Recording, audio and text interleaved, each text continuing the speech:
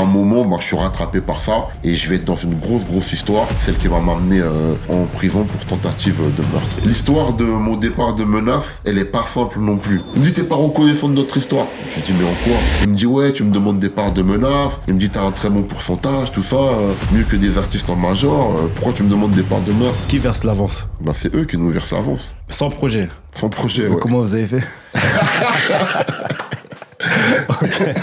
Malgré les gros chiffres de mon album et ma grosse place dans le top album aussi, je vais être boycotté de pas mal de choses. Il y en a même, ils sont en couple, ils ont même des embrouilles de couple parce qu'ils restent des jours et des jours avec moi, tu vois. Il y a certaines personnes qui estiment que j'en ai pas fait assez parce qu'on était des amis d'enfance. Je suis président de l'agence Artop. Qu'est-ce que c'est alors? Artop, alors c'est une agence artistique et média où je développe, on va dire, plein d'artistes, mais tous styles confondus.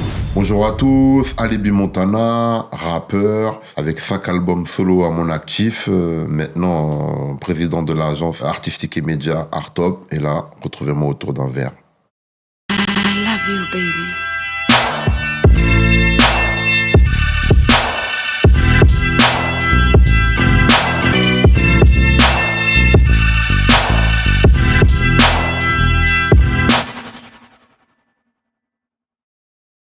Bienvenue dans votre émission Autour d'un verre. Comme vous le savez, chaque personne a son histoire et aujourd'hui, c'est celle d'Alibi Montana qu'on vient vous raconter. Mais comme d'hab, abonnez-vous, likez, commentez, c'est super important si vous kiffez le travail.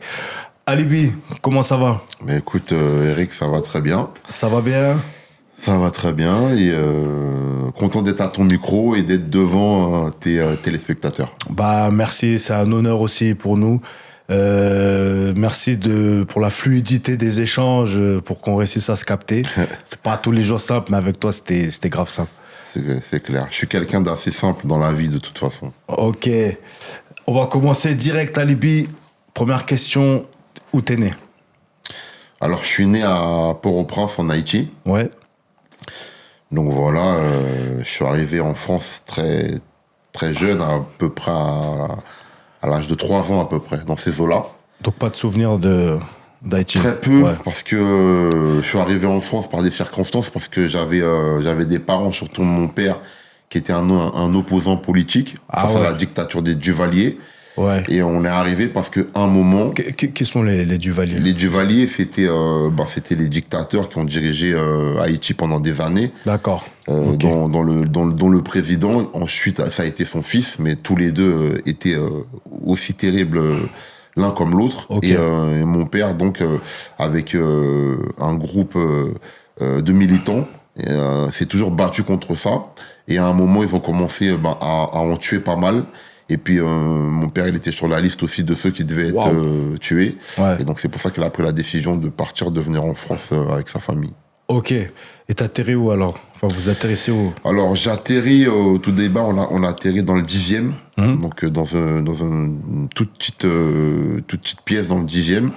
Et puis ensuite, après, on va déménager à la Courneuve. Parce que mes parents vont avoir un appartement là-bas. Donc, voilà. Donc, mon enfance, ça va être la Courneuve au 4000.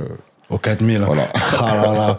Comment tu te sens là-bas quand t'arrives? Déjà pour se faire des potes, des trucs. Ouais, franchement bien. Ça s'est fait simplement ou? Ouais, fluide. J'arrive à cette période-là où, les 4000, c'est des grands ensembles, mais il y a une mixité où vraiment tout le monde partage et donne du sien. C'est-à-dire, un petit peu toutes les communautés apprennent des autres. C'est-à-dire, moi, je vais manger chez des potes à moi qui sont algériens, marocains, maliens, congolais, un peu toutes les races. Certaines viennent chez moi aussi, découvrent la cuisine haïtienne et tout ça.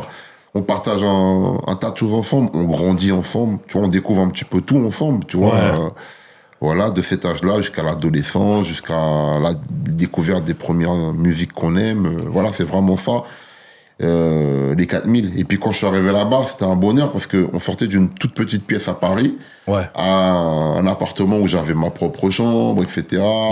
Une grande salle de bain, un grand salon. Donc, quand t'arrives comme ça, tu vois, pour toi, c'est royal. Ouais. Et au niveau de l'école? Au niveau de l'école, au niveau de l'école aussi. Je me fais énormément d'amis.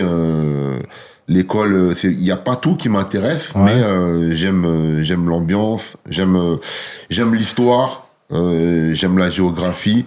J'aime la musique. Ouais. Voilà, en fait, bon, il y avait des matières, voilà, qui me parlaient, d'autres moins. Mais en tout cas, l'école en général, j'aimais bien y aller parce que c'était surtout pour me retrouver, voilà, avec mes camarades. D'accord. Par rapport à tes textes, après, qui parlent d'un certain vécu, d'un certain climat, d'une certaine atmosphère assez dure, tu vois. Comment toi tu tombes, je pense que tu as dû le vivre forcément, tu vois, donc comment toi tu tombes en fait dans tout ce système qui est un peu dur, un peu violent, tu vois. Parce qu'en fait, il y a la période, on va dire, un peu d'insouciance, on va dire jusqu'à l'adolescence, préadolescence, où voilà, où on est entre nous, on kiffe et tout, et puis qu'on va grandir un peu, et qu'il va y avoir, on va dire, la fin justifie les moyens, je sais pas si c'est ça qu'il faut dire, mais où on va avoir ces premiers moments où voilà, on a besoin d'argent pour certaines choses, et où justement on va commencer les premiers méfaits, et je pense que c'est ça qui va nous entrer, on va dire, dans la dureté du quartier, dans tout ce qui va être affrontement physique pour défendre telle ou telle chose. C'est comme ça que ça arrive, quoi. D'accord. Et en même temps, hop, tu commences à écrire des textes. Je commence à écrire Comment tu un mets petit pied peu. dedans. Ouais, on va dire, je mets un pied dedans, ouais, dans ces périodes-là. Je mets un pied dedans où j'écris des couplets pour faire des freestyles comme ça. On fait ça dans le bâtiment, on fait ça vraiment sans prétention. Hein. C'est vraiment, on kiffe le rap. Et je le fais avec mes potes qui kiffent ça. Au départ, c'est vraiment ça. T'as un groupe ou t'es solo même Je suis avec un groupe de potes qui aiment bien faire ça. D'accord. Et Vous êtes pas structuré, genre on monte un groupe, on fait des scènes et tout ça. Non, on se disait, voilà, on est ensemble, on faisait les jeux, on s'est donné plusieurs noms à l'époque, mais pas vraiment après pour vraiment faire quelque chose en tant que groupe. D'accord. Voilà. Ok. Comment, alors, parce que là, à cette époque-là, tu t'appelais déjà Alibi Montana. Et sinon, comment ça arrivait et quand ça arrivait? Alors, en fait, quand j'ai commencé vraiment à faire beaucoup de freestyle, à être invité pour aller freestyler parmi d'autres, c'est à ce moment-là j'ai commencé à chercher un nom. Je me suis dit, ouais, comment je vais m'appeler?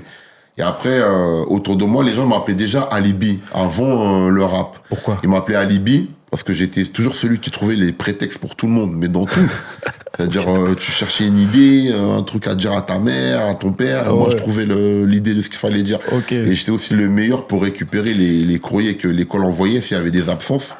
Donc, j'avais ma technique, j'arrivais à le récupérer, tu vois. Et donc, c'est pour ça qu'ils m'ont appelé Alibi à la base. Ok, d'accord. Et puis après, quand le rap est venu, ils m'ont dit, bah non, faut que tu t'appelles Alibi, on t'appelle déjà tous comme ça. Bah voilà. oui, Et puis ok. après, j'ai rajouté le Montana, parce que j'ai toujours eu cet amour pour les films de gangsters, tu vois. Depuis l'époque, tu vois, même les vieux films, Lucky Marciano, tu vois, même avant de penser à Tony Montana, tout ça, là, j'aimais déjà les films de gangsters. Ouais. Et j'ai rajouté le Montana pour ça.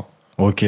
Ton premier projet, enfin, moi, de ce que je sais, t'as capté. C'est ton premier projet ou t'avais déjà sorti quelque chose avant? Non, il s'appelait T'as ma parole, T'as- mon premier projet. Oh, excuse-moi, Mais t'étais pas loin. T'as ma parole. Et T'as ma parole. C'est mon premier projet solo. Ouais. Alors avant ça, j'avais posé sur des mixtapes, sur des compiles. Et d'ailleurs, comment je vais faire mon premier projet solo, c'est parce que je vais poser sur un projet d'un label qui s'appelait Visla Record à l'époque. Ouais. Donc qui me contacte pour poser mon premier titre, on va dire, avec une prod qui m'appartient, etc. Ou c'était pas sur un instru américain. Ouais. Avant ça, c'était ce que j'avais fait. J'avais posé sur des mixtapes, sur des instrus carrés. Ok. Et ce titre-là que je vais faire, il va atterrir aux oreilles de Baïef. Baïef qui, à l'époque, monte un label qui s'appelle Menace Record. Menace Record. Et à l'époque, il cherche quelqu'un pour représenter ce label. Et quand il entend ce titre-là, et ben, il dit, ouais, c'est qui ce mec? Il faut que je le rencontre et tout. Baïs, il vient d'où? Il vient du 95. de 95, ok. Et quand il entend mon titre, donc il arrive à savoir que voilà, que je viens des 4000 à la Courneuve, tout ça. Donc il va à ma recherche. La première fois qu'il y va, il tombe pas sur moi, il tombe sur des mecs qui lui disent, ouais, ça sert à rien que tu le cherches parce que lui, il fait pas ça sérieusement. Il s'en fout de la musique, il est dans la rue. Et la musique, c'est comme ça, c'est vite fait, tu vois. Il lui dit ça. Ok. Mais malgré ça, il revient une deuxième fois. Et la deuxième fois, quand il revient, il tombe sur moi, tu vois. Et quand il tombe sur moi, c'est là qu'il m'explique. Il me dit, voilà, j'ai écouté ton titre, j'ai écouté tout ce que tu racontes de ta vie, tout ça, nanani. Et moi, je monte un label qui s'appelle Menace Record. Il me dit, je je suis assez focalisé sur ce que fait Master P, No Limit et tout. Et voilà, et il me dit, je voudrais quelqu'un pour être la vitrine de mon label et je pense que ça peut être toi. Il me dit ça comme ça. Et puis, il finit par me convaincre et c'est comme ça que je vais finir avec lui et que je vais faire mon premier projet avec lui, donc T'as ma parole.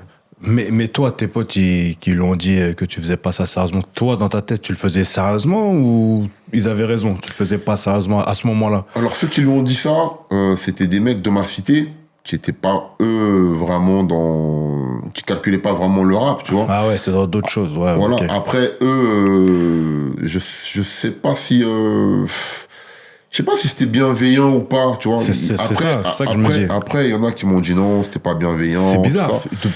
Pas Mais- te demander à toi, ton avis avant de. Mais c'est vrai que quand ils l'ont vu, ils lui ont dit directement, ça sert à rien, reviens pas. Il fait pas ça sérieusement. Lui, il est dans la street.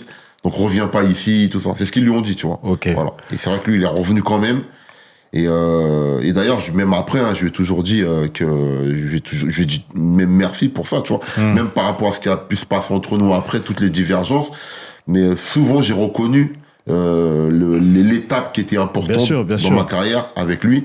Et ça, je l'ai toujours reconnu. Et voilà, il est revenu quand même, malgré que ça aurait pu être quand même chaud. Parce que Ouais, quand t'as plein de mecs d'une cité, ils disent reviens pas dans la cité. Exactement. Il aurait pu pas revenir. Et lui, il est revenu parce que vraiment, il se disait non. Et ils t'en parlent, les mecs, quand ils disent, il y a un mec qui est venu te chercher, on lui a Non, dit il de m'en partir. parle même pas. T'en parles même pas? Non, il m'en parle même pas. C'est quand lui il revient que j'apprends les choses. Ah ouais, Voilà, il bizarre. m'explique qu'il était déjà venu et après, je vais le savoir par d'autres. Et on me Ok. dit, ouais, c'est vrai, il y a ce mec-là qui était déjà venu. Nous, on l'a vu de loin, mais il a pas parlé avec nous, il a parlé avec d'autres et tout, tu vois. Ok, Voilà. d'accord. Donc, T'as ma parole, il sort. Comment. Les featuring que t'as, par exemple, Kerry James dessus, comment t'arrives à l'avoir? Est-ce que vous connaissez? Est-ce que le fait qu'il soit haïtien lui aussi, ça a créé un Ouais, petit truc? ça a créé un truc, ça a compté. Après, je pense que c'est parce que avant que je signe avec Bayes et qu'on fasse T'as ma parole, j'avais posé, comme ça dit, sur des mixtapes, sur le Ouais. projet de Visla Record, Ouais. et sur aussi les mixtapes que faisait DJ Tal à l'époque. Ouais. Et donc on s'était croisés avec Kerry et même avec d'autres en studio. Et je me rappelle avec Kerry, le feeling il était super bien passé. Il m'a dit ouais haïtien, je kiffe ton couplet que t'as posé, tout ça. D'accord, Moi je lui ok. disais la même chose. Donc du coup tu vois, on s'était connectés par rapport à ça.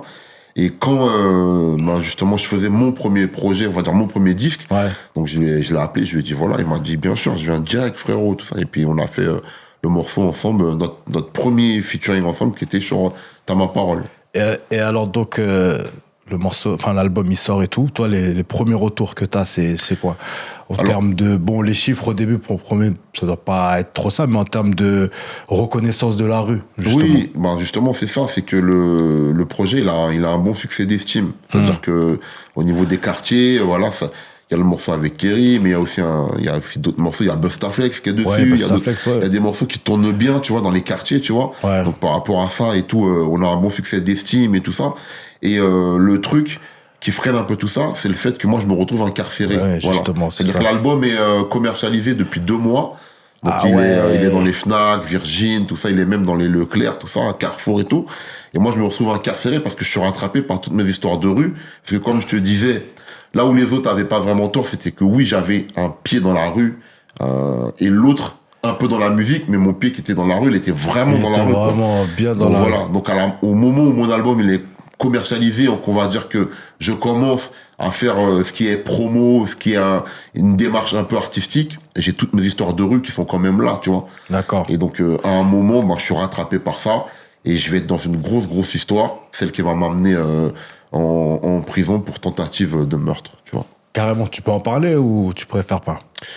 Ouais, j'ai pas de souci avec ça, j'en ai parlé déjà plusieurs fois. En Ok. fait, ce qui se passe, c'est que à l'époque, donc moi avec mon frère, avec nos associés de l'époque, donc on a notre trafic à nous, voilà, on a notre territoire à nous. Ouais. On rentre dans une guerre avec d'autres qui font un petit peu la même chose.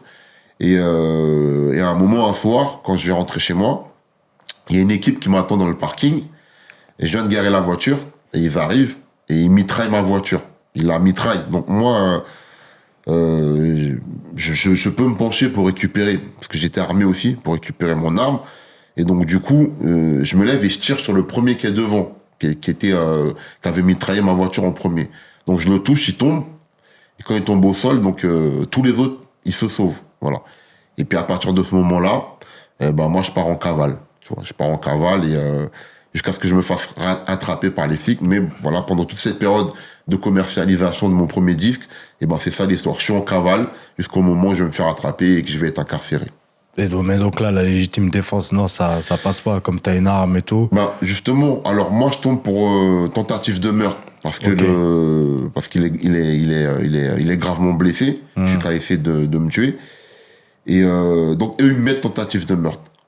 Après, mes avocats, c'est là qu'ils vont plaider au jugement la légitime défense. C'est là qu'ils vont expliquer à la cour, ils vont dire c'est vrai, notre client, même si c'était illégal d'être armé, parce qu'il n'avait pas le droit d'être armé, mais il n'y aurait pas eu de jugement, il ne serait pas devant vous aujourd'hui s'il ne l'avait pas été, parce que la voiture a été mitraillée. De toute façon, ma voiture, elle a été photographiée. Pendant le jugement, ils ont montré les photos, etc. de la voiture. Et il arrive à leur expliquer que c'est une légitime défense parce que j'ai tiré pour sauver ma vie, parce qu'il y avait atteinte à ma vie. Et par rapport à ça, il va faire en sorte, justement, que je fasse 3 ans et demi parce qu'on demandait 10 ans de prison pour moi. Et avec la plaidoirie de mes avocats, j'en avais 2 qui ont vraiment fait un super travail, je vais finalement faire 3 ans et demi de prison. 3 ans et demi, ok. Quand tu te retrouves là-bas, même si... déjà dans l'album, dans ton album... 1260 jours. Non, l'album d'avant Ta Ma Parole. J'écris là-bas, voilà. Quand je suis en prison, c'est pendant la période de Ta Ma Parole. Voilà. L'album de Ta Ma Parole, t'avais pas été en prison quand tu l'as écrit. Non. Mais t'en parles beaucoup déjà dans tes textes. Tu vois, on sent l'atmosphère. Et est-ce que tu sentais que toi, à un moment donné, t'allais y passer, tu sentais que vraiment ça devenait trop compliqué?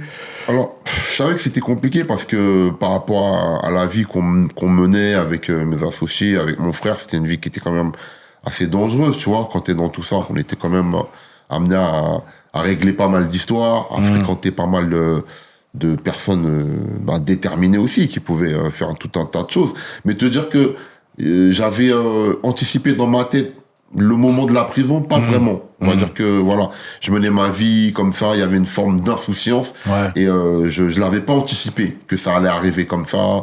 La dureté de la chose, je l'avais pas anticipé. D'accord. Et donc, quand t'es là-bas, t'écris ton 2e album en prison, 1260 jours, tu te dis quoi là? De toute façon, quand on est en prison, qu'est-ce qu'on se dit? Quand je sors, est-ce que je continue tu vois, parce que des fois on dit que la prison c'est l'école encore pire du banditisme. Tu vois, est-ce que je fais pire ou est-ce que je me concentre vraiment sur le rap? T'as ta famille derrière qui vient te voir, qui doivent te dire aussi des certaines paroles. Toi, tu décides quoi en fait quand tu dis bon, quand je vais sortir, qu'est-ce que je vais faire? Bon, en fait, mon état d'esprit quand j'arrive en prison, je pense pas du tout au rap. Pourquoi? Parce que je suis incarcéré pour une tentative de meurtre. Mon dossier, il est ouvert au plus haut, donc ils ouvrent sur ça. C'est-à-dire que mon procès, c'est un procès qui va se passer aux assises, au début. C'est-à-dire qu'au départ, je pense pas du tout au rap. Et puis, je tourne avec des gens aussi qui me disent t'es mort. Ils me disent t'es mort, vu les blessures de la personne et tout. Ils me disent laisse tomber, t'es mort. Donc moi, je pense pas du tout au rap parce qu'en fait, j'entrevois pas un avenir proche. Je me dis je suis là pour longtemps. Donc, j'écris pas du tout. Je pense à dehors, je pense à le fait que mes proches, il y a de la difficulté pour eux, tout ça. Et je vais commencer à écrire à partir du moment où l'avocat, il m'annonce au parloir qu'ils vont plaider la légitime défense, qu'ils ont de quoi plaider ça. Il m'a dit, vu l'état de la voiture, les photos qu'on a, ce qui s'est passé et tout, nous, c'est ce qu'on va plaider. D'accord. Et on va faire le maximum pour te sortir le mieux possible de cette histoire. Et à partir du moment où il me laisse entrevoir cette lueur d'espoir, c'est là que je commence à écrire, tu vois. Mais ça a mis au moins, je sais pas moi, presque un an, tu vois. Ok. Pendant un an, j'ai pas du tout pensé à écrire quoi que ce soit. C'est vraiment à partir de ce moment-là, après cette discussion au parloir avec mes avocats, que j'entrevois cette lueur d'espoir et que là, je me mets à écrire ce qui va devenir l'album 1260 jours, parce qu'au départ, quand j'écris, je sais pas que je vais prendre 3 ans et demi, donc j'ai pas encore le nom de l'album. Je suis en train d'écrire les titres. Ok. Quand tu sors au bout de 3 ans et demi, est-ce que du coup, t'as déjà l'album de prêt? Quasi. Tout est prêt. Tout est prêt. T'as tout Ouais, écrit ouais. là-bas. Et les feats, alors, du coup, tu les rajoutes comment? Par exemple, le morceau avec Rockin' Squad, qui est Alors, un sacré morceau d'ailleurs, Ouais, qui s'appelle 1260 jours. Gros morceau. Ouais, t'as repris un sample de Jay-Z, non? Enfin, qui est dans un album de Jay-Z pour Alors, cet les album-là. beatmakers, il me semble, dans la boucle, je crois, oui. Ouais, je crois que ouais, t'as je sais raison. plus c'est Ouais. lequel, mais c'est une intro de Jay-Z dans je sais plus quel album. Mais ce morceau-là avec Rockin' Squad, par exemple, t'as écrit tous les morceaux, ok, mais les feats, Bah, en comment ça se fait, passe? moi, je sors avec tout l'album déjà écrit, même Ouais. plus même, parce que tu te doutes bien que à partir du moment où j'ai commencé à écrire, je suis resté 2 ans et demi, donc Je ça pense te que laisse c'est le pour temps. ça que t'as enchaîné. Voilà, c'est clair, Ouais. ça te laisse le temps d'écrire, donc je te sors avec plein de titres d'écrits, et j'avais même 3 albums, même en termes de couplets, de choses. Donc je sors avec tout ça, et Baez me dit que pendant mon incarcération, que ça a fait du bruit quand même, qu'il a parlé avec beaucoup de monde dans l'univers du rap, Ouais. qui lui demandait de mes nouvelles. Donc du coup, c'est-à-dire que quand je sors, les feats, c'était un peu facile à... Je sais pas, j'aime pas le mot facile, mais c'était pas très dur, parce que les gens avaient entendu parler de tout ça. Beaucoup avaient appris que j'avais écrit l'album en prison, et que j'étais sorti et que là j'allais l'enregistrer. Et les gens sont venus sans Donc souci. limite que ce la soit- prison, ça t'a aidé un peu dans le rap, c'est ça? Le fait que t'y ailles, ça t'a donné une crédibilité un peu. Ouais, crédibilité, ça c'est sûr. Voilà. Aider, je sais pas jusqu'à quel point, mais crédibilité, c'est sûr, parce que il y a énormément de gens qui passaient à menace quand j'étais pas là, Ouais. et qui disaient à Baez comment ça se passe pour lui là-bas, etc. Il leur disait il est en train d'écrire l'album, etc. Donc oui, par rapport à ça, oui. Donc du coup, quand je sors avec tous les titres de près, donc tous les gens que tu retrouves sur l'album en featuring sont des gens qui avaient vraiment cette envie de soutenir le projet, en fait. Que ce soit D'accord. Rockin' Squad, Rof, tous les autres que tu retrouves dessus. D'accord. Là, ton nom, moi, j'ai entendu parler de toi à ce moment-là, vraiment, justement, parce que c'était un rappeur qui sortait de prison pour tentative de meurtre et tout ça. Donc, du coup, ouais, c'est vrai que ça, à cette époque-là, en tout cas, ça donnait une espèce de crédibilité. Mais est-ce que pourquoi, par exemple, vous passiez pas sur Skyrock? Parce que là, tu commençais vraiment à faire du bruit. Est-ce que vous avez cherché à passer sur Skyrock? Il y avait une émission, je pense, quand on a déjà parlé, où on voit Baez, je sais pas si c'est à ce moment-là, où on voit Baez appeler Skyrock, les Ça. insulter, tout ça, niana. C'était une posture. Non, c'était C'était quoi le conflit avec eux? Il y avait déjà un vrai conflit avec eux. Déjà, comme on a pu le voir dans l'émission, tout était vrai. Et il y avait aussi l'histoire avec Sony, où Menace avait eu des grosses histoires importantes là-bas, et était ressorti aussi avec une avance. Donc sans donner de projet. Je crois que c'est la première fois que ça s'est passé, même dans l'histoire du rap, où t'as une avance qui est versée à un label, et sans que le label donne de projet. Donc en fait, Ok. il y avait ça. Après, Mais attends, qui verse l'avance? bah, c'est eux qui nous versent l'avance. Sans projet. Sans projet, Mais ouais. comment vous avez fait? Ok. Bah, tu vois, voilà, il y a eu dans leur Ok. bureau, voilà, cette histoire-là. Ouais. Donc voilà, on va dire que il y a un mélange d'histoires Ok. qui va faire en sorte que, malgré les gros chiffres de mon album, Ouais. et ma grosse place dans le top album aussi, Ouais, et ben je vais être boycotté de pas mal de choses, dont ce que tu parles. d'accord.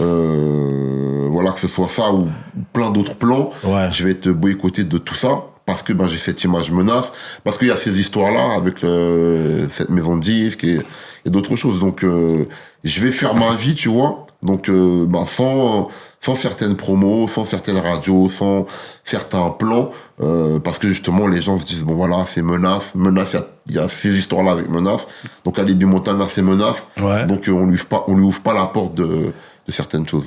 Ok, mais toi, t'étais d'accord avec la stratégie, t'étais d'accord avec ça. C'était pas genre, moi, je peux passer sur Skyrock, mais c'est le producteur. Non, moi j'étais solidaire T'étais j'étais solidaire. avec une équipe. Ok, Donc voilà, j'étais solidaire de tout. De toute façon, on était dans le même bateau. Quand il y a Ok. eu les histoires, les affrontements, j'étais là aussi. Quand il y a eu les histoires dans les bureaux, j'étais là aussi. Donc voilà, on était tous ensemble. d'accord, ok. Donc, 1260 jours, il sort.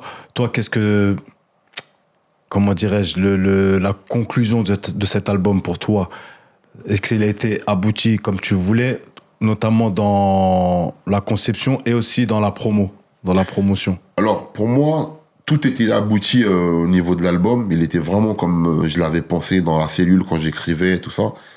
Niveau de la promo, on va dire que on a été soutenu par la rue, par les gens qui se sentaient représentés par cet album.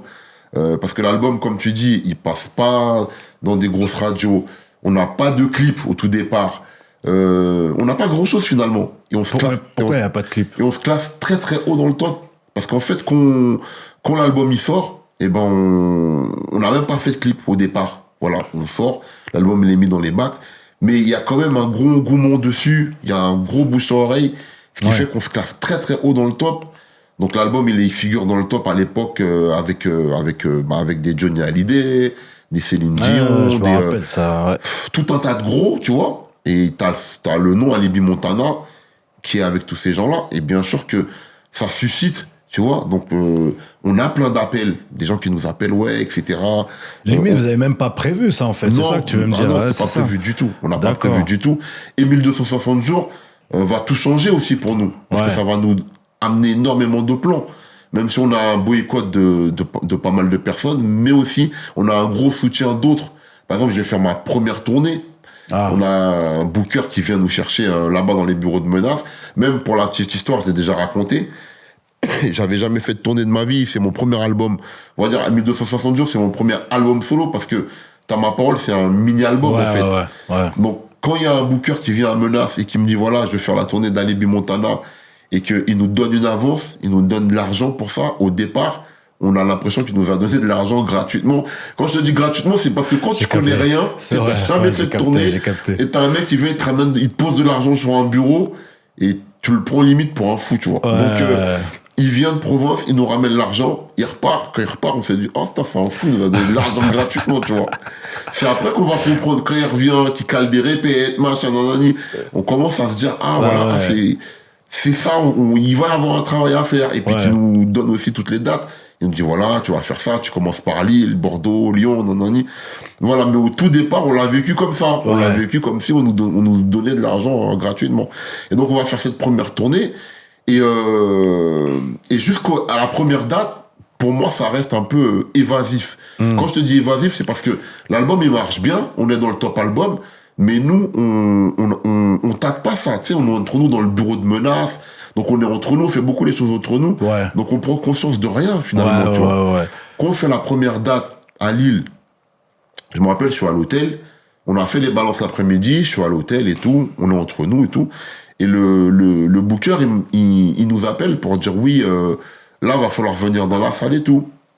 Pas de problème. Les voitures, ils viennent nous chercher. Donc, on prend la route pour aller dans la salle. C'était la toute première date. Hein. Et quand on arrive, tu vois, je vois une queue de ouf. Mais moi, la queue, pour moi, c'est pas pour moi. C'est pas pour moi. C'est pas possible. Je vois une queue de ouf et tout. Et quand on va rentrer dans la salle, et je dis au booker, c'est qui tous ces gens? Il me dit, comment ça, c'est qui tous ces gens? Il me dit, c'est les gens qui ont acheté les passes pour venir te voir ce soir. Je dis, quoi? Et il me dit, ils les ont pas achetés depuis ce soir, hein, ils les ont achetés depuis longtemps. Hein. Ah ouais, d'accord. Je dis, waouh, tout ça. Et puis on est entre nous, tout ça. On regarde tout ça. Et le concert va commencer. Le DJ, il met intro de l'album, tout premier son. Et je vois toute la salle, elle chante avec moi. Et je me dis, c'est un délire. Ouais, j'avoue, la première fois, c'est... Et ça, en fait, c'est mon approche du métier. En fait, c'est comme ça que j'apprends le métier, tu vois. Et à ce moment-là, c'est là que tu dis, à mon avis, bon, faut que je me professionnalise. C'est là qu'on se dit tout, en fait. C'est là qu'on prend conscience de tout, tu vois. Voilà, quand t'as une salle remplie, comme ça, les gens qui sont venus te voir, qui restent jusqu'à la fin, le concert, il est fini. Et les gens, ils restent encore. Et j'ai un vrai partage avec les gens. Et c'est là que je découvre que mon album, il est important pour les gens. Parce que les mecs, ils m'expliquent comment ils l'ont pris. Il y a certains aussi qui sont sortis de prison, qui avaient ces sons-là, que ça a été, on va dire, la bande originale de plein de trucs de leur vie. Et ils m'expliquent tout ça. Et c'est ce soir-là que je prends conscience de tout ça. Parce que nous, avant ça, on avait conscience de rien. Tout ce qu'on savait, c'est que le disque, il avait bien vendu. Comme nous, en plus, on était en AD, donc on avait un gros pourcentage. Donc on était bien, tu vois, par rapport aux ventes. Mais la conscience de tout, c'est vraiment sur la C'est première là, date. quand t'as rencontré Voilà. le public, Voilà. ouais. Et puis après, chaque soir, ça va être comme ça. Tu vois, dans chaque ville où on va aller et tout. Tu et fais combien de dates à peu près dans cette tournée? Je fais au moins 50 dates. Ah ouais, Ouais. bah, c'est une vraie tournée. 50 dates sur le premier album. Et voilà. Et Donc on ça a, booste les ventes en plus. ça booste les ventes. Niveau connexion, beaucoup de connexions dans les villes avec plein d'orgas. Parce que chaque ville où on va, on rencontre d'autres mecs aussi qui veulent faire des afters en boîte, qui veulent faire pas mal d'autres projets. Donc beaucoup de connexions. Et aussi, surtout, je rencontre plein de groupes de plein de villes, des mecs qui ont des albums de près mais qui n'ont pas de distrib, des groupes aussi qui ont Ouais. des albums de près mais qui n'ont pas de distrib. Faut se rappeler, à l'époque, c'était super dur d'avoir une Bien distrib. sûr. Et moi, de ville en ville, je croise tous ces gens-là, je reste en contact avec eux. Et quand je reviens à Paris, parce que Baïef, il pouvait pas rester, lui, donc il a Ouais. fait 3-4 dates, mais après il il est a assez- retourné au bureau de menace, fallait Ouais. gérer le business. Donc moi, après, quand je reviens, je dis à Baïef, putain, il y a trop de business à faire, il y a trop de gens, ils ont des albums de prêt et tout, et ils ont pas de distrib. Et c'est à partir de là qu'on va commencer à distribuer les autres, Ok. les faire profiter de la distrib de menace. Ok, Tu vas voir plein de gens, ils sont pas à menace, ils sont pas chez nous, mais nous, on les distribue. Donc même dans ta Nous, tournée, on les distribue. t'as eu l'esprit businessman. Ouais, c'est arrivé au fur et à mesure. Au fur et à Alors, pas mesure, dans les ok. premières villes, mais on va dire au bout de, je sais pas, 15 Ah, mais villes. tout le monde n'aurait pas pensé comme ça, hein, je te le dis. Hein. Tout le monde n'aurait C'est pas vrai, pensé c'est comme vrai, ça. c'est Ils vrai. auraient pensé, ouais, je fais une tournée, c'est full, C'est je vrai. suis bien. Bah, Et toi, Escrimi m'a dit la même chose Ah, quand j'ai bah fait voilà, l'interview tu vois. chez lui. Il m'a dit exactement la même phrase que tu viens de. Escrimi dédicace, mais bien sûr. Ah ouais. Big up à lui, Ah ouais, il a grave. dit exactement la même phrase. Mais il m'a dit, Voilà. tout le monde n'aurait pas pensé comme ça, Ah surtout ouais, à cette ouais. époque-là, tu vois. C'est Et franchement, vrai. c'est surprenant. Mais quand on te connaît après, ça te ressemble. Ouais. Ça te Et ressemble. pareil pour les feats, tu vois, Ouais. dans les villes, je tombe sur plein de gars qui me disent, on n'a aucune connexion, on n'a personne, on est en train de faire notre premier album, et on cherche à avoir quelqu'un, tout ça. Et c'est comme ça que je vais donner plusieurs featuring à plusieurs groupes, plusieurs rappeurs en solo, dans plusieurs villes de France. Et à Escrimi, il me dit, mais ouah, mais c'est pas la mentalité d'un mec qui a le vent en poupe avec un premier album. Tu veux que je te dise un truc? On a fait un feat ensemble. Tu vois? Et tu sais Tu même vois? pas. Je te ferai Je sais écouter à même la pas. fin. Ouais, tu vois? Et je ne sais même pas. Ça prouve aux gens la mentalité que j'ai, tu vois. Toi-même, tu leur prouves. sans que non, c'est on clair, soit c'est clair. concerté Je vais ni te quoi faire que ce soit, écouter, tu vois. tu verras. En tout cas, voilà, fort. Donc, tu reviens de cette tournée de ça. Maintenant, l'album d'après que t'as enchaîné un an après, je crois, Numéro d'écrou. Ouais, c'est ça. Numéro d'écrou. Parce que justement, t'avais plein de textes que t'avais écrits en prison. J'avais plein de textes que j'avais écrits en prison, mais j'ai quand même pas mal d'inspiration parce que je découvre tellement de choses aussi. Avec 1260 jours, je fais tellement de villes, on vit tellement de choses, tu vois, Ouais. extraordinaires, que bien sûr ça inspire. Et puis Baïs il me dit, profites-en et tout. Si t'as de l'inspi pour écrire les titres qui vont être dans le prochain album, tu vois. Ouais. Et on va dire que un petit peu sur les routes pendant la tournée 1260 jours, j'écris un peu. Ouais. Ce qui va être les titres de Numéro d'écrou, et puis aussi des titres que j'avais écrits, que j'avais et tout, et que pour moi, il fallait qu'ils soient absolument sur un album. Donc, tout ça se retrouve sur mon deuxième album, Numéro d'écrou. Et il a eu le même succès que 1260 jours ou... Plus. Ouais, bien sûr. Plus. Tous les featuring, Ouais. il y en a beaucoup. Hein. Il y a L.I.M., Menace Crew, Les Ariens, Samat, Personam, La Hyène, Acide, Kamel l'Ancien, Zoxys, T, Jackie, Princesse Agnès Roff, etc. Pourquoi autant de feats? Parce que moi, j'ai toujours aimé ça. Partager, tu vois, Kika avec les autres, ça, c'est un truc que j'ai toujours aimé. Donc, quand tu regardes sur mes albums, c'est vrai qu'il y a tout le temps beaucoup de feats. Ouais. Parce que j'aime ça. Et puis, j'ai fait énormément de feats chez les autres aussi, tu vois. Donc, dans les albums des gens, dans des compiles, j'ai fait beaucoup de featuring. À ce moment-là, donc, la rue s'est oubliée. À ce moment-là, oui, la rue, c'est oublié. Parce que c'est devenu un travail, tu vois. Donc, on va dire 1260 jours. Comme je te disais, ça a changé tout pour moi et pour les miens, au sein de Menace. Parce que vraiment, on a énormément de plans. Et ma première tournée, je la partage aussi quelque part avec plein de mecs de mon quartier. Ouais. Parce que je les emmène avec moi sur la tournée. Et ils font plein de villes avec moi. D'accord. Il y en a, ils rentrent pas chez eux pendant des jours et des jours. Ouais. Il y en a même, ils sont en couple. Ouais. Ils ont même des embrouilles de couple parce À qu'ils cause de restent des jours et des jours avec moi, tu vois. Ouais. Et j'en ai déjà parlé. Mais le tourneur, il pète un plomb aussi pendant un moment parce que des fois, il y a des chambres où tu retrouves 15 mecs dans des chambres, tu vois, etc. Même pour manger, tu vois, il y a plein de gens qui sont pas prévus. Des fois, il me dit, c'est quoi tout ça, tu vois. Et en même temps, c'est une des tournées que, on va dire, qui m'a rapporté le moins d'argent, mais que j'ai le plus kiffé. Ah ouais, parce que c'est toi qui oui, parce payais tout. parce qu'à un moment, il faut bien récupérer l'argent quelque part quand il y a des coûts qui n'étaient pas prévus, tu vois. Ouais. Et donc, des fois, on me disait, là, il y a eu trop là, voilà, on va utiliser la billetterie pour ça. Mais je le regrette pas parce qu'en fait, j'ai kiffé avec plein d'amis d'enfance, tu vois. Voilà, on va dire la première. Après, la deuxième, non. On fait les erreurs à pas refaire. Et puis après, les gens vont pas te refaire confiance non plus. Mais en tout cas, la première tournée, c'était une tournée de kiff. Ouais. C'était une tournée de partage. Justement, de partage de ce premier album, Un mec de la Courneuve, voilà, qui a un album commercialisé, qui marche, qui fonctionne. Et on le fait ensemble. La première tournée, c'était ça. Et justement, toi qui as vécu ça, est-ce qu'on peut rester dans le quartier, dans son quartier, là, on a grandi et tout, quand on a un grand succès? Est-ce que tu vois ce que je veux dire? Je pense que c'est possible, mais faut pas se le cacher, c'est humain et la jalousie, c'est humain, tu vois. Toi, si t'as un enfant qui perce dans quoi que ce soit et est-ce que qu'il est dans un quartier, tu lui diras pars ou reste? Je lui dirais pars. Pars. Parce que c'est humain, parce que même tu grandis avec des gens, même au tout départ, c'est pas tout le monde qui est content de ton succès, tu vois. Et moi, je l'ai vécu. Tu l'as vécu, t'as eu des soucis? Je l'ai bien vu. Des gens qui estiment que t'en as pas fait assez pour eux. Que même si tu les emmènes avec toi, tu vois, que... Tu sais, moi, je suis reconnaissant à la musique parce que la musique m'a fait voyager énormément. La musique m'a permis de toucher à plein de choses qui hors rap, genre le cinéma, écrire un livre... au jour d'aujourd'hui, diriger une agence, tu vois, je dirige une agence artistique et média. Ouais. Tout ça, je le dois à la musique. Et il y a certaines personnes qui estiment que, j'en ai pas fait assez, parce qu'on était des amis d'enfance. Et pourtant, je parle de gens qui rappaient même pas, qui avaient pas un rôle précis, mais qui sont partis avec moi en tournée. Hein. Et je te parle même à l'étranger. Hein.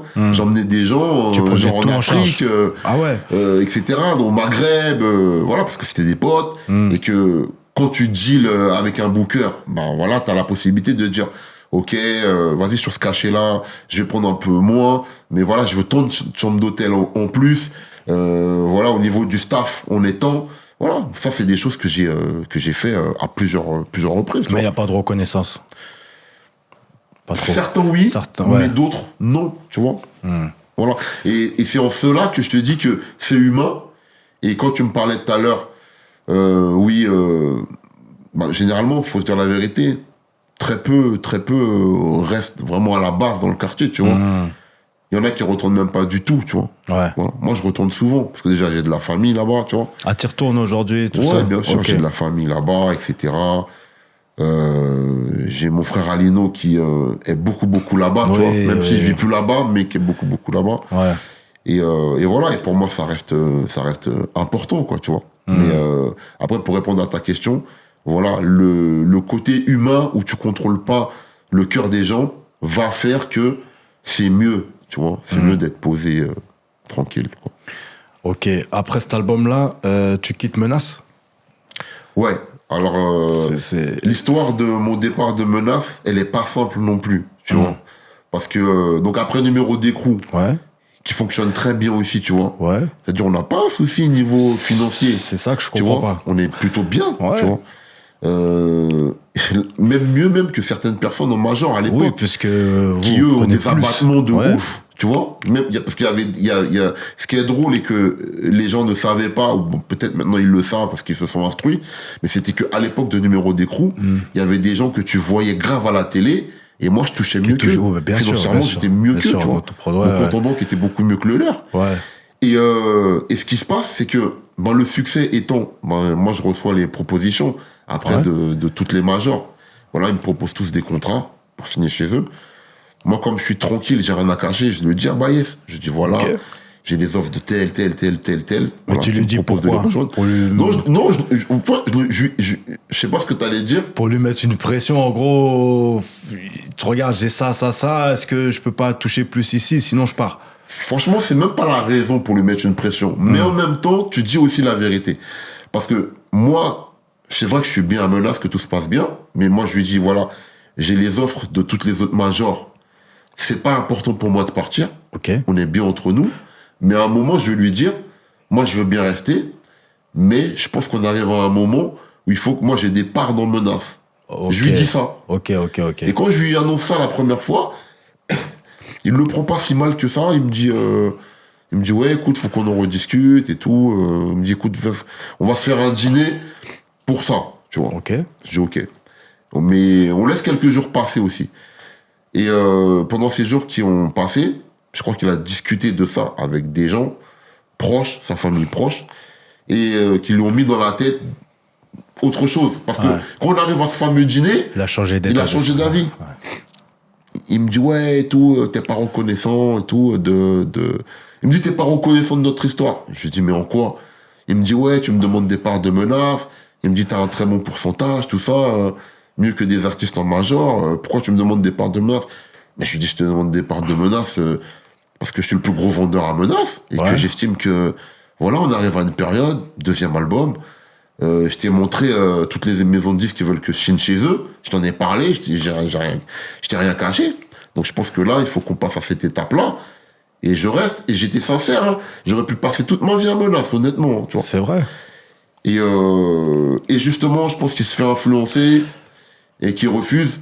Et c'est pour ça que je vais partir finalement, que je vais finir. Chez Because. Je vais finir chez Because, voilà. Et je signe chez Because plutôt que de signer chez Sony ou une des autres majors à l'époque, parce que j'avais des contrats, j'avais des propositions de contrats partout. Parce que avec Because, je pense que le feeling il passe bien, humainement. Ok. Voilà. C'est plus pour ça. C'est pas eux qui me proposaient le plus, même s'ils m'ont proposé bien. Hein. Mais c'est pas eux qui me proposaient le plus. Okay. Mais humainement, c'est là où ça se passait le mieux. Tu sentais que tu avais plus de liberté là-bas? Ouais, je sentais que humainement, ça passait. Tu vois, ils me comprenaient pas mal de. Et puis, ils connaissaient bien mon histoire un peu plus que les autres aussi, tu vois. D'accord. Ma période, un petit peu en prison, mon vécu, tu vois. Donc on va dire que c'est le côté humain, tu vois. Bon, tu vas chez Because. C'est obligé que l'atmosphère y change quand même. T'es plus chez Menace. Tu vois, peut-être qu'il y avait voilà, c'est différent. Est-ce que toi, dans ta façon d'écrire, ça change quelque chose? Ou dans comment tu construis l'album? Est-ce qu'ils ont des demandes? Ou est-ce qu'ils te laissent libre, comme chez Menace? Ou tout est pareil? Alors, j'avais une certaine liberté, mais j'avais, on va dire, des suggestions. Ouais. On me disait, peut-être qu'il faudrait penser aussi à toucher aussi d'autres publics. C'était des suggestions, tu vois. D'accord. Et puis par rapport à certains deals aussi, que eux, ils dealaient de certaines émissions que j'allais faire, des émissions grand public, tu vois, que j'avais encore jamais faites, tu vois. Et ce qui était drôle, c'était que, tu vois, mon album 1260 jours, numéro d'écrou, malgré que j'avais fait des très gros top albums, et ben j'avais jamais mis un pied à Skyrock, par exemple, sur ces deux albums-là. Ça peut se comprendre, Skyrock. Et ce qui était marrant, c'était que pour l'album chez Because, j'avais pas encore enregistré un premier titre que Laurent Bono avait dit, t'as ton Planète Rap. Ah ouais, dès que t'es allé chez Because. Ok. J'avais mon Planète Rap déjà. Ok. J'avais même pas enregistré un titre déjà, tu vois. D'accord. Alors que les deux autres, qui le méritaient amplement, au point de vue du classement, je l'avais pas eu. Ok. Donc voilà, tout ça, ça fait partie des... Quand tu dis, ça se passe autrement, oui, ça se passe autrement sur tous ces aspects-là, quoi, tu vois.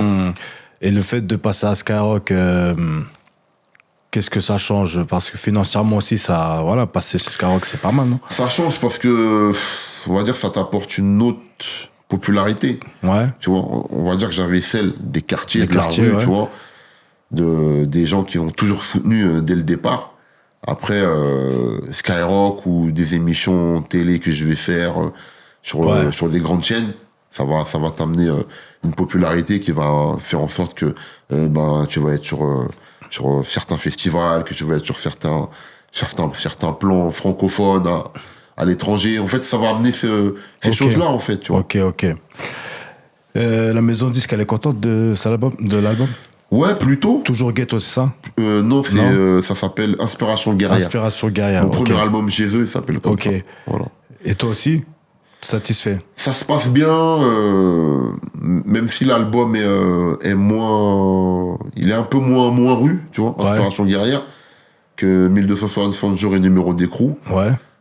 Après, il faut peut-être évoluer aussi, tu vois. Donc, ça se passe bien, on a le hit avec Jams, mon morceau Loin des joues, loin du cœur, qui passe dans beaucoup de radios, déjà qui passe chez eux aussi tous les jours et tout ça. Ça amène beaucoup de choses pour moi. Ça amène, comme je t'ai dit, ça m'amène beaucoup de plans, c'est vrai. Mais est-ce que tu as des critiques un peu de genre... J'ai des critiques. Voilà, c'est ça. J'ai des critiques de gens qui estiment que j'avais pas à faire ce morceau-là. Voilà. Et jusqu'à présent, en fait, j'ai toujours pas compris. Surtout quand je fais la tournée par exemple, d'Inspiration Guerrière. Ouais. Quand je fais la tournée de cet album, alors j'ai des aficionados de la première heure qui sont là depuis 1260 jours et qui me disent qu'ils aiment pas le morceau avec Jams. Je comprends pas, je leur dis mais pourquoi les gars, tu vois? Tu sais, je parlais avec eux à la fin des concerts comme j'ai toujours fait. Ils me disent ouais, ce morceau c'est pas toi. Je dis je comprends pas. Je dis pour moi Jams c'est la meilleure rappeuse de France.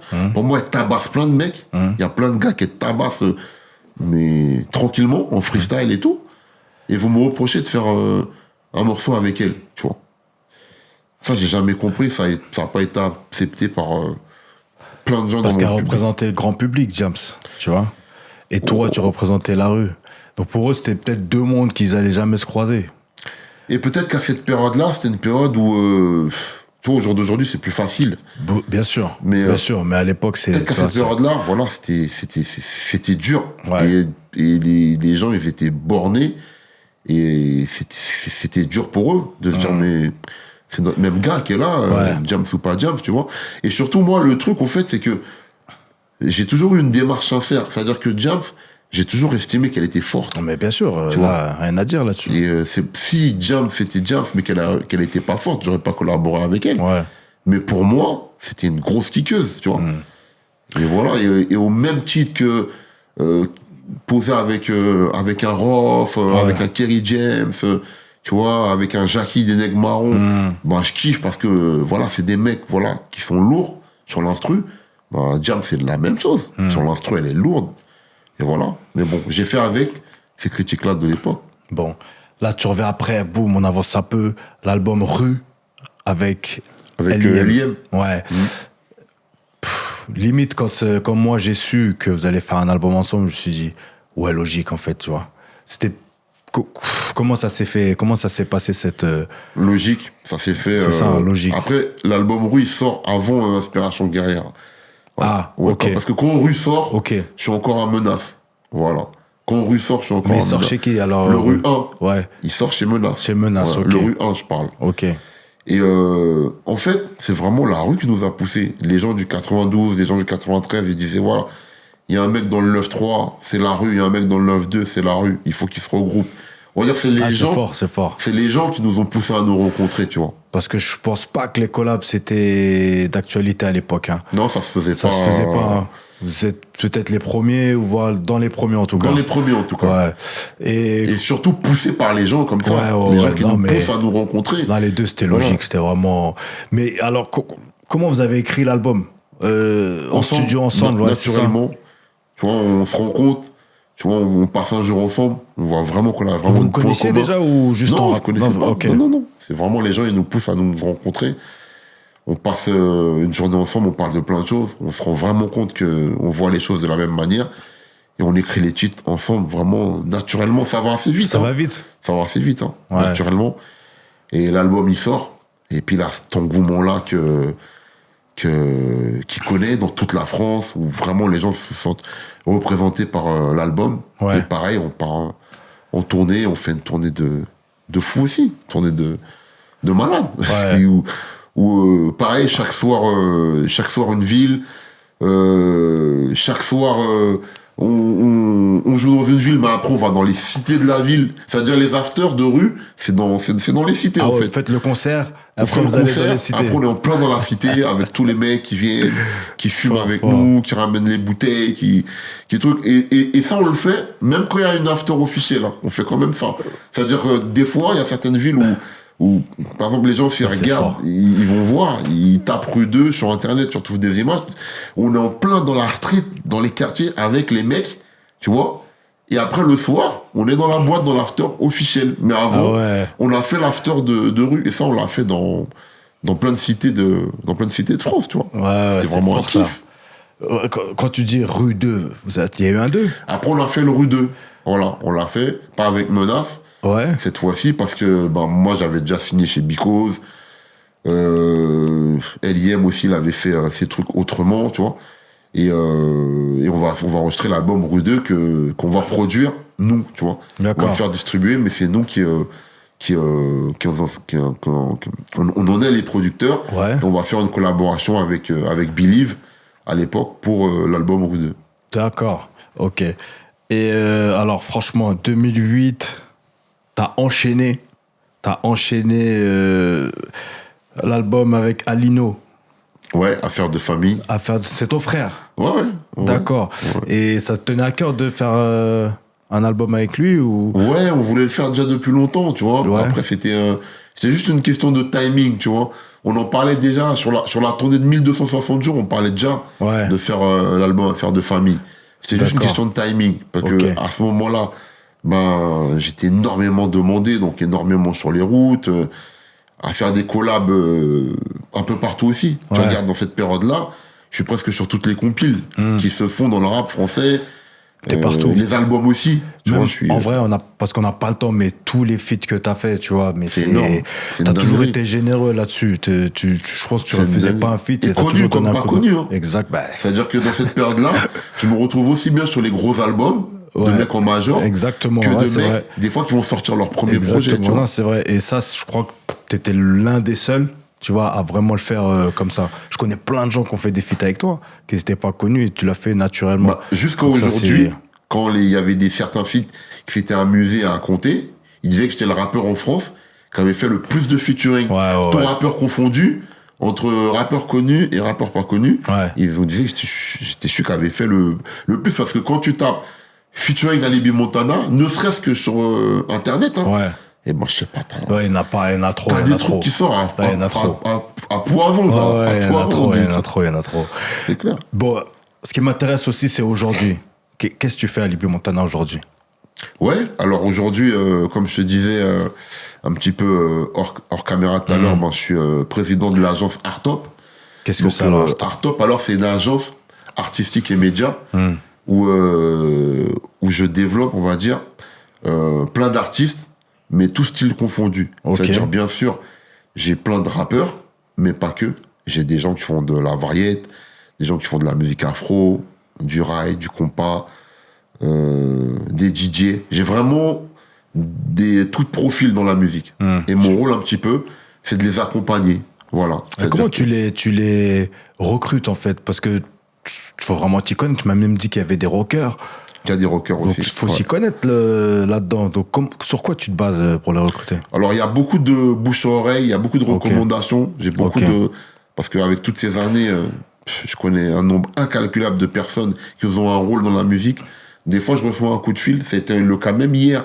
J'ai reçu un coup de fil d'un pote qui m'a dit, ouais, il y a une petite nana, une rappeuse, une Marseillaise, là, franchement, il faudrait que tu l'écoutes. Et Ouais. d'ailleurs, la personne dont on parle, je lui ai donné rendez-vous dans la semaine, tu vois. Ça arrive des fois comme ça. Des fois, il y a des gens qui m'interpellent, qui m'envoient des DM, qui me disent D'accord. voilà ce que je fais. Ça peut venir aussi des fois de collègues. Tu vois, par exemple, il n'y a pas longtemps, il y a Sultan qui est passé me voir à mon agence Dédicace. avec Mage. Et tous les deux, ils me parlaient, par exemple, d'une chanteuse. Ils me disaient qu'il mérite d'être écouté. D'accord. Voilà, ça vient de plein de formes différentes. Ok. Mais voilà. Mais à la finalité, on se retrouve là-bas dans mon bureau, on discute. Bien sûr, c'est la musique qui parle, qui prime d'abord. Et puis à partir du moment où ça colle, eh ben, on se retrouve à faire la route ensemble. Donc j'ai des gens qui sont avec moi depuis plus de 2 ans maintenant. et qui bénéficient des conseils que je peux apporter, Voilà. qui bénéficient aussi du fait que, par exemple, quand je suis appelé dans certaines villes pour faire des concerts, pour chanter certains de mes classiques, je vais les emmener avec moi. Je vais Ok. faire une sorte de turnover. Ok. Par exemple, dans cette ville, je vais emmener 5 artistes, la ville d'après 5 autres, la ville qui enchaîne après 5 autres.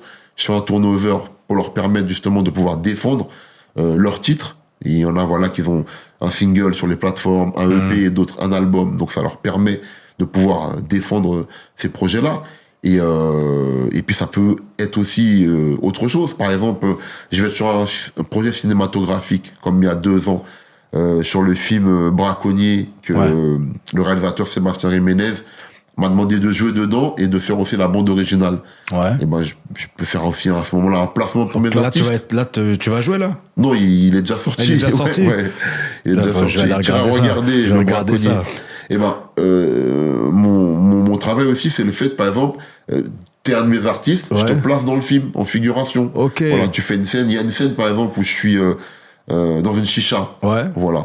Et ben, je place des rappeurs à moi dedans, tu vois. D'accord. C'est des exemples Ok. de choses que je négocie. Ouais. Tu vois, j'ai des gens qui font de l'acting, qui font du Ouais. stand-up. Ouais. Et ben, mon rôle à l'heure actuelle aussi, c'est par exemple d'aller manger avec un patron de théâtre Ouais. pour lui vendre la L'artiste, personne qui fait voilà. de l'acting Ouais. chez moi et qui a un stand-up D'accord. et qui a un stand-up à vendre. Pareil pour un artiste peintre, c'est la même chose pour le placer en galerie, etc.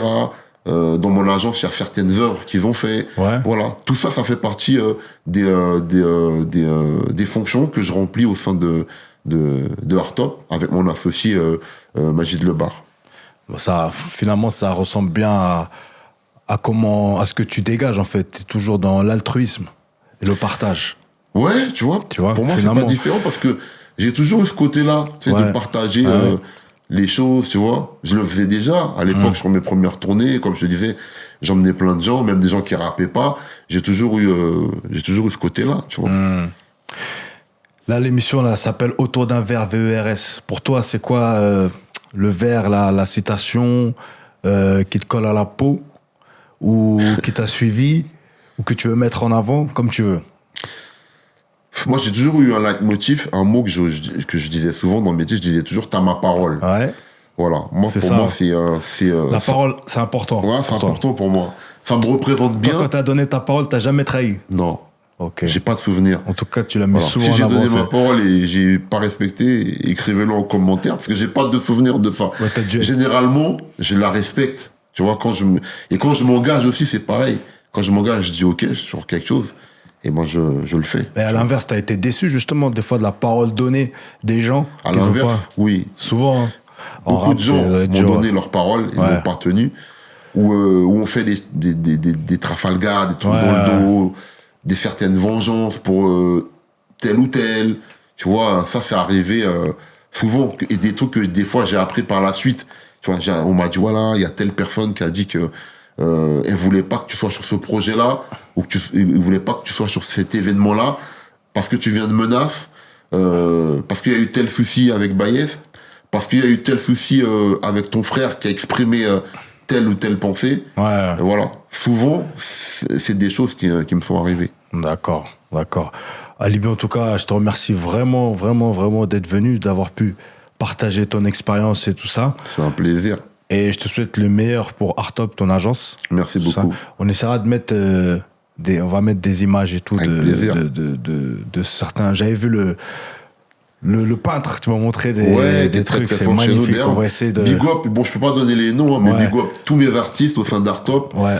dans le milieu de la musique. Ouais. Big up tous mes artistes peintres aussi, tous les gens que j'ai en acting chez moi, et aussi tous mes animateurs, animatrices. Ils font un super travail. Il faut savoir que chez moi, il y a des émissions, bien sûr, musicales, Ouais. mais il y a des émissions sur le cinéma, sur le sport, sur l'humour, des talk shows, tas de trucs différents. Ouais. Faut aller sur la chaîne Artop, Artop. Artop TV. Artop et TV. vous allez finir par trouver votre bonheur parce que il y a tellement de choses différentes. Et le fait aussi que on a aussi des sponsors qui nous accompagnent, qu'on peut voir sur nos murs chez nous, qui me proposent des projets tout au long de l'année. dont je peux faire bénéficier tous les gens qui sont chez moi. Et voilà, et comme je te le disais tout à l'heure, pareil, hors caméra, quand tu me disais, mais c'est du travail et tout. Ouais. C'est vrai que c'est du travail, mais en même temps, c'est Tu m'as dit, tu as plus d'une centaine à peu près, si on regroupe de toutes personnes, les activités, ouais. je regroupe toutes C'est les énorme. activités. C'est énorme. Et pour moi, ça reste du plaisir parce que ça reste quand même quelque part dans mon domaine, tu vois, Ouais. quelque part. Et je prends beaucoup de plaisir à le faire. Ok, je te remercie Alibi. Merci à toi. Et vous, je vous dis à bientôt pour un nouvel épisode d'Autour d'un verre. I love you, baby.